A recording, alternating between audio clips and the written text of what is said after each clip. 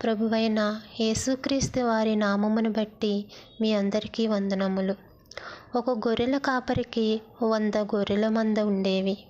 ఒకరోజు వాటిని లెక్కించేటప్పుడు ఒకటి తప్పిపోయిందని అతను గ్రహించాడు.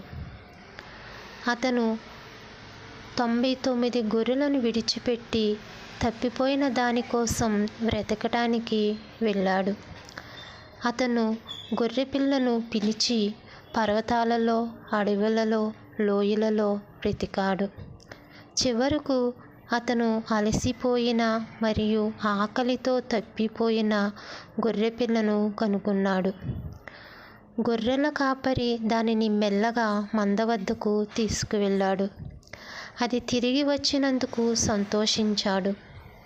గొర్రెలు రక్షించబడటానికి అర్హులు కాదు, కానీ గొర్రెల కాపరి దానిని ఎలాగైనా కాపాడాలని అనుకున్నాడు.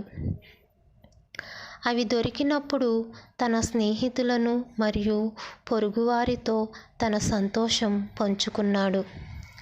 నీతి ఏమిటంటే, గొర్రెల కాపరి తన గొర్రెలను ప్రేమించినట్లు దేవుడు మనలను ప్రేమించాడు. మనం తప్పిపోయినప్పుడు ఆయన మన కోసం వెతికాడు మరియు మనం ఆయన వద్దకు తిరిగి వచ్చినప్పుడు సంతోషించాడు. ఆమేన్.